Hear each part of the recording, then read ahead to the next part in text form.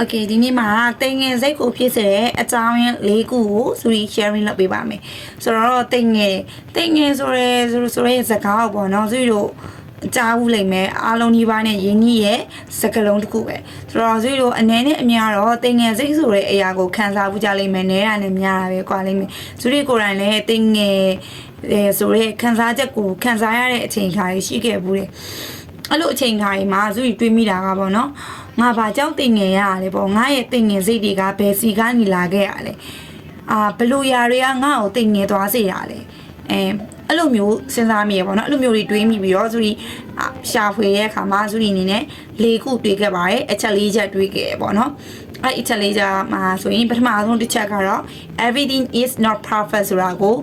လက်မခံထားတဲ့လူတွေအရာကိုအမြဲတမ်း perfect ဖြစ်ခြင်းနဲ့ပြည့်စုံမှကိုတန်မိုးရှိရဲကိုတော်ရလို့သတ်မှတ်ထားတဲ့လူတွေအမာယွန်းလေးနည်းနည်းလေးလုံးမိရနဲ့ကိုပေါ့နော်အပြစ်တင်ဝေဖန်ပြီးတော့ self blaming လုပ်တဲ့လူတွေအဲ့လိုလူတွေကအများသောအားဖြင့်သူတို့နဲ့တိမ်ငယ်စိတ်တွေဝင်ကြပါတယ်ဘာလို့လဲဆိုတော့လူတိုင်းကအမားနဲ့မကင်းဘူးသူတို့ဒီလူသားတွေဖြစ်နေသည့်အတွက်ကြောင့်အမားကတော့လုံနေမိမှာပဲဆိုတော့အမားတစ်ခါလို့တိုင်းကိုအပြစ်တွေတစ်ခါတင်မယ်ကိုတန်မိုးမရှိဘူးလို့မြင်မယ်ကိုလုတ်ခဲ့တဲ့ကိစ္စရဲ့ကိုရဲ့တန်မိုးကိုမသိတဲ့အခါမှာတိမ်ငယ်စိတ်ဖြစ်လာရင်ငါမလုံနိုင်ဘူးငါအမြဲတမ်းမားညွန့်နေတာပဲငါအမြဲတမ်းအလွဲချော့နေတာပဲစသဖြင့်အဲ့လိုအတွေးဝင်လာပြီးတော့တိမ်ငယ်လာပါတယ်ဒုတိယတစ်ချက်ကတော့သူတို့နိုင်ရှင်တာပါသူတို့ပြောဥပါတယ်ရှေ့ကဗီဒီယိုတွေမှာလည်းသူတို့ပြောထားပါတယ် self compare လောက်တာတခြားသူရောက်နေကို compare လောက်တာသူတို့ social media မှာပေါ်မှာတော့လကောက်ဒါမှမဟုတ်အပြင်အလုပ်ခင်မှာပဲဖြစ်ဖြစ်အပြင်လောကမှာပဲဖြစ်ဖြစ်သူတို့အောင်မြင်တခြားသူတွေရဲ့အောင်မြင်မှုတွေနဲ့ကိုယ့်ရဲ့အားနည်းချက်တွေကိုတွားပြီးတော့ compare လုပ်မိရဲ့နိုင်ရှင်မိရဲ့ဆိုလို့တည်ထားမှာက social media ပေါ်မှာဆိုရှင်လေသူတို့ရဲ့ကားမွန်နဲ့အစိပ်ပိုင်းသူတို့ရဲ့ကားမွန်နဲ့ဘဝပုံစံမျိုးပဲချပြတာအဲ့ရတွေဝယ်မြင်ရတာအဲ့တော့သူတို့ရဲ့အာမြင်မှုတွေနဲ့သူတို့ရဲ့အားနဲ့နေအပိုင်းတွေကိုတွားပြီး compare လုပ်မယ်ဆိုလို့ရှိရင်သူတို့ကိုပဲတွားပြီးထိခိုက်မိမှာဆိုတော့ compare လုပ်တာကမကောင်းဘူးပေါ့နော်အဲ့ရကိုနည်းနည်းလေးတော့ short ချဖို့လိုမယ်နည်းနည်းမဟုတ်အကုန်လုံး short ချလေးကောင်းလေးပဲဆိုတော့သူတို့ကိုလည်းအခုစူးစမ်းပြီးတော့ပေါ့ short ချနေပေါ့တခြားသူနဲ့ compare မလုပ်မိအောင်ပေါ့စူးစမ်းပြီးတော့ထိန်းနေရအဲ့တော့ယူလို့လည်းတခြားသူတွေနဲ့မနိုင်ရှိမိပါစေနဲ့ကိုတခြားသူတွေနဲ့တွားပြီး compare လုပ်နေမိရတယ်များတဲ့အခါမှာကိုယ့်ရဲ့အားနည်းချက်တွေနဲ့ပဲတွားပြီး compare လုပ်တယ်ငါကတော့ဘာမှမဖြစ်သေးဘူး तू ကတော့ဖြစ်နေစသဖြင့်ပေါ့ तू ကတော့ပြဿနာအများကြီးရှာနိုင်နေပြီမဲ့ငါတော့ဘလောက်ပဲရှိသေးတာပါလားဆိုပြီးတော့အဲ့လိုမျိုး compare လုပ်နေပြီးတော့ကိုတိမ်ငင်လာရပေါ့နော်ငါမလုပ်နိုင်ဘူးထင်နေဆိုပြီးတော့တိမ်ငင်လာတာမျိုးပါတတိယချက်ကတော့သူတို့အနေနဲ့အတိတ်ကအတွေ့အကြုံနေဆိုတာသူတို့ငယ်ဘဝမှာ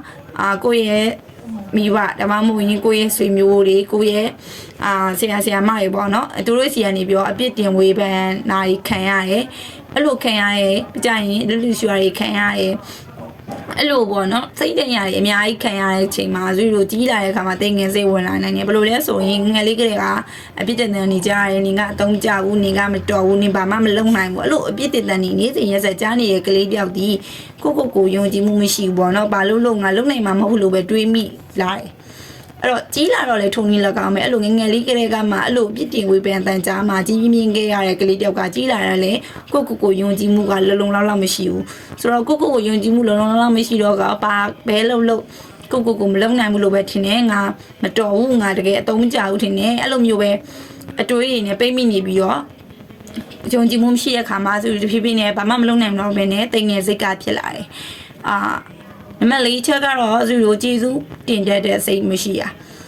သူတို့ရအပြစ်ပြောအနေနဲ့ပြောတာမဟုတ်ဘူးเนาะသူတို့ဒီအများစုဒီပေါ့နော်သူတို့အပါဝင်ကိုမှရှိရဲ့အရာတွေကိုမှရှိပြီးသားပိုင်ဆိုင်ပြီးသားအရာတွေကိုမေ့နေပြီးတော့ကိုမှမရှိသေးတဲ့အရာတွေကိုမှမရသေးတဲ့အရာတွေအတွက်ကိုပဲလုံးမှန်စူးစမ်းနေတနေ့အချင်းကုန်နေကြတယ်လေဆိုတော့ကိုမှရှိရဲ့အရာတွေပေါ်မှာသူတို့ကျေးဇူးတင်ပြီးတော့မနေဘူးကိုမှမရှိတဲ့အရာတွေအတွက်ဖယ်လိုက်ပြီးတော့စူးစမ်းနေရုန်းကန်နေရှာဖွေနေရဲ့အဲ့ခါမှာကိုမရသေးတဲ့ဟာကိုလိုချင်တဲ့အချိန်မှာရမလာတဲ့ခါမှာကိုရဲ့တန်မိုးလည်းကိုမသိတော့ဘူးကိုမရှိတဲ့အရာတွေရဲ့တန်မိုးလည်းကိုမသိတော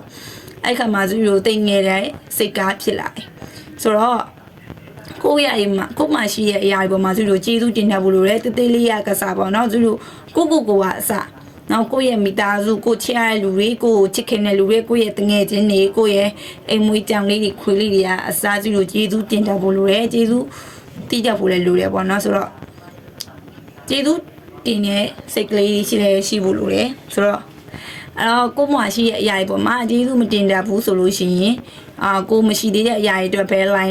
ကိုမရှိသေးတဲ့အရာတွေကိုမရသေးတဲ့အရာတွေနောက်ကိုပဲလိုင်းနေကျိုးအဲ့အရာတွေကိုရဖို့ရအတွက်ပဲအမြဲတမ်း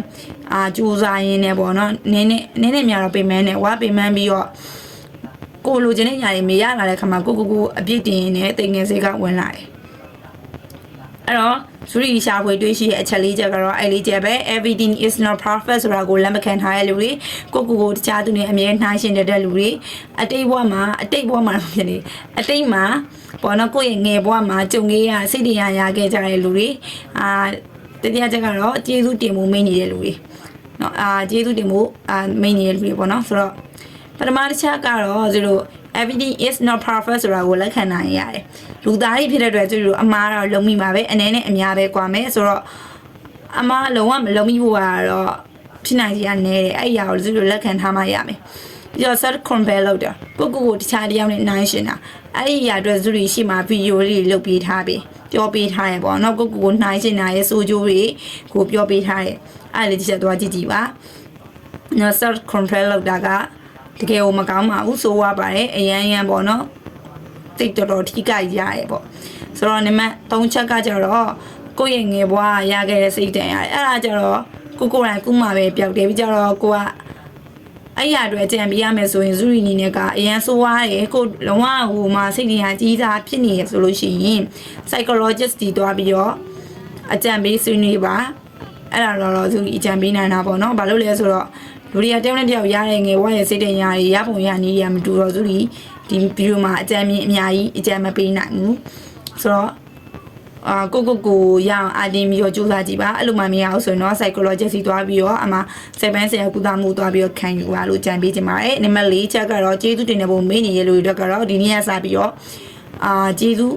တင်ပါကျေးဇူးတင်ပါဆိုတာအများကြီးအတွက်ကျေးဇူးတင်ပါဆိုတာကသူပြောချင်တာကပြောမယ်သူကငါပုံမှာကျေးဇူးရှိပါရဲ့ဆိုပြီးဝန်တော့ဝန်ပိုးတခုထမ်းခိုင်းထားတာမျိုးမဟုတ်ဘူး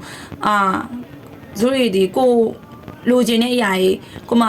ကိုလိုချင်တဲ့အရာလို့မရတဲ့အခါမှာငါမှဘာမှမရှိဘူးငါမှဘာမှမပိုင်ဆိုင်ဘူးငါလိုချင်တာငါရမနေဘူးဆိုတဲ့ခံစားချက်ကြီးရအများကြီးဖြစ်တယ်အဲ့ခါမှာကိုဘွားမှာဘာမှမရှိသလိုမျိုးကိုမှဘာမှမပိုင်ဆိုင်သလိုမျိုးသိရမလားကိုကမှလုံးဝကိုဘွားရလုံးဝတန်ဖိုးရှိမနေသလိုမျိုးခံစားရတယ်အဲ့လိုခိုက်တဲ့နေမှာဆိုလို့ရင်ဇူရီလိုပြန်စဉ်းစားလို့တာကဇူရီလိုနဲ့ဇူရီလိုချေရတဲ့လူတွေရှိရဲဇူရီလို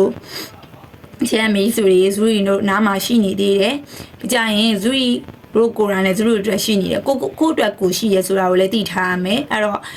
မနေ့တစ်ခါဖြစ်ညတစ်ခါပဲဖြစ်အဲ့တော့ affirmation လေးဖြစ်နားထောင်ပေါ့ကွယ်အဲ့လိုနားထောင်ကိုကျေးဇူးတင်တဲ့အတွေ့လေးတွေတခြားလူတွေကိုလိုက်ပြီးကျေးဇူးမတင်တိုင်းအောင်ဇူရီကိုတော့ကျေးဇူးတင်တယ်ရမယ်ပေါ့နော်ကိုကျေးဇူးတင်တာနေစ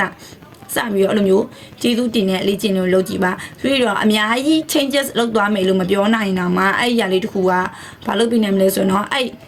ကျေးဇူးတင်လိုက်တဲ့တော်တင်မှာငါမှဘာရှိနေပါသေးလဲငါမှဘယ်သူတွေရှိသေးလဲငါမှတော့ဖြင့်ဘာတွေတော့ရှိနေပါသေးရဲ့ဆိုပြီးတော့လို့ပြောမလဲကျင့်နှံ့မှုလေးတစ်ခုလည်းဖြစ်လာသလိုစိတ်အေးချမ်းမှုလေးလည်းရပါတယ်ဆိုတော့ဇူရီအကြံပေးတာပါဒါကတော့ဇူရီချဝေးလေးရှိတဲ့အချက်လေးချင်းနဲ့တူတူတိမ်ငယ်စိတ်တွေဘယ်လိုဖြစ်လာရဲအဲ့လိုအတွက်ဘယ်လိုဖြည့်ရှင်းလို့ရနိုင်လဲဆိုတာကိုဇူရီနဲ့အကြံပေးတာပါဆိုတော့နောက်ဗီဒီယိုလေးမှာတွေ့ကြပါမယ် comment မှာလည်းဒီလိုတွေနဲ့ဖြစ်ခဲ့မှုတဲ့အကြောင်းအရာတွေတိမ်ငယ်စိတ်ဖြစ်ခဲ့မှုတဲ့အားရတွေရှိရင်ရေးသွားလို့ရပါတယ်ဇူရီနဲ့တူတူပြန်လဲ sharing လုပ်ကြပါမယ်ဆိုတော့ bye bye ပါ